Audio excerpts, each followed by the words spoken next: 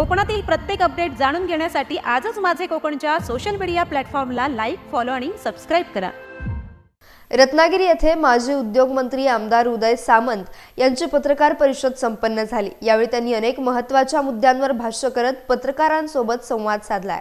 की आमचा मित्रपक्ष जो आहे त्या भाजपाचा काही प्रचंड मोठा गैरसमज झालेला आहे काही पदाधिकाऱ्यांचा, आणि सहकार नगरच्या टाकीवरनं काहीतरी आंदोलन होणार, टाकीवर चढून आंदोलन होणार असं पण मला कळलं।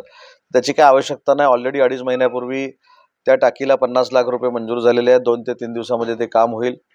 तसंच काहीतरी कारवांच्या वाडीमध्ये आंदोलनाचा इशारा जोरदार, घाबरलो मी त्याच्यामुळे, असं दिलेलं आहे। पण त्याला देखील मला असं वाटतं की सार्वजनिक बांधकाम विभागाकडनं काम ते मंजूर झालेलं आहे। त्याचा देखील कॉन्ट्रॅक्टर फायनल झालेला आहे। पावसामुळे ते काम थांबलं होतं, ते देखील काम सुरू होईल। माझी देखील आपल्या माध्यमातून माझ्या सन्माननीय मित्रपक्षातल्या पदाधिकाऱ्यांना विनंती आहे, आता कुणी माना किंवा मानू नका, आमदार तर मीच झालेलो आहे। त्याच्यामुळे मला काही जर अडचणी असतील त्यांनी जर सांगितल्या किंवा त्यांच्या कार्यालयामध्ये बोलून जर सांगितल्या तर मी तिथं पण जाईन। परंतु माहिती न घेता आंदोलनं करणं म्हणजे लोकांचा गैरसमज केल्यासारखं आहे। माझ्या काल तालुका प्रमुखांनी आणि शहर प्रमुखांनी याच्याबद्दलचा खुलासा केलेला आहे, परंतु आमदार म्हणून कोणाच्या मनामध्ये गैरसमज राहू नये यासाठी मी तो स्पष्टपणानं खुलासा करतोय। ग्रामीण भागामध्ये देखील जी काही कामं मंजूर झालेली आहेत त्याचा देखील आढावा मी आत्ता MIDC रेस्ट हाऊसला आढावा बैठकीमध्ये घेणार आहे।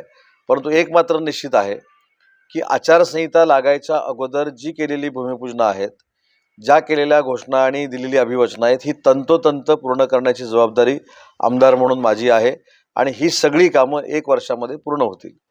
मध्ये रिफायनरी होणार नाही हे ऑलरेडी आता फायनल झालेलं आहे। विषय राहिलाय बारसूचा। तो देखील मी अनेक वेळा सांगितलं की बारसूला रिफायनरी करण्याचा शासनाचा मानस अजिबात नव्हता। माननीय तत्कालीन मुख्यमंत्र्यांनी जे केंद्र शासनाला पत्र लिहिलं की बारसूची 13,000 एकर जागा ही रिफायनरीसाठी अतिशय उपयुक्त आहे, त्याच्यावर बेरोजगारी दूर होण्यासाठी प्रकल्प जर आपण आणला तर तो क्रांतिकारी प्रकल्प कोकणासाठी आणि महाराष्ट्रासाठी ठरू शकतो। त्याच्यामुळे पुन्हा एकदा बारसू हे पुढे आलेलं आहे। पण बारसूच्या संदर्भातली भूमिका परवा देखील मी मांडली की तिथल्या स्थानिक लोकांना विश्वासात घेऊन त्यांना जे आवश्यक आहे ते करून दिलं जाईल। मला याच्यावर ते एक बोलले ना की होण्याची शक्यता आहे, पण लोकांचं मत पाहिजे। मग जठार साहेबांना माझी विनंती आहे की लोकांचं मत तसं त्यांनी बनवावं। तसं जर लोकांचं मत बनलं तर रिफायनरी करायला काहीच अडचण नाही, पण लोकांचं मत नाही आहे, विरोध आहे, म्हणून ज्या सगळ्या प्रक्रिया होत आहेत। त्याच्यामुळे जठार साहेबांना माझ्या शुभेच्छा आहेत की त्यांनी तिथं जाऊन तो प्रकल्प आणण्यासाठी जर लोकांचं मत परिवर्तन केलं तर सरकार त्यांच्या सोबत राहील। आजच्या बैठकीमध्ये परप्रांतीय हॉकर्सचा विषय खरोखरच ऐरणीवर आलेला आहे आणि मी प्रशासनाला सूचना दिलेल्या आहेत की रत्नागिरी शहरातल्या मुख्य रस्त्यांना अडचण येणारे जे अनधिकृत हॉकर्स आहेत या संदर्भामध्ये प्रशासकीय निर्णय घेऊन त्यांनी नियमामध्ये कामकाज करावं या देखील सूचना दिलेल्या आहेत।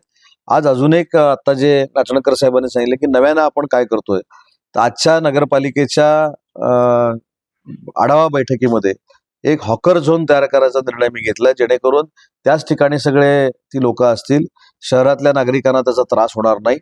आणि अजून एक महत्त्वाचा निर्णय जो मला घ्यावा लागला आणि तो आपल्या सगळ्यांच्या युवा पिढीच्या दृष्टीनं अतिशय महत्त्वाचा आहे, तो म्हणजे परवा ज्यावेळी मी रत्नागिरीच्या दौऱ्यावर होतो त्यावेळी पोलीस अधीक्षकांशी मी चर्चा केली, कलेक्टर सिंग यांच्याशी मी चर्चा केली आणि जे मला ब्रीफिंग झालं होतं की अंमली पदार्थांचा काळा बाजार काही ठिकाणी जोरदार पद्धतीनं सुरू झालाय पूर्ण जिल्ह्यामध्ये, अशा काही ब्रीफिंगमधनं मला काही गोष्टी कळल्या।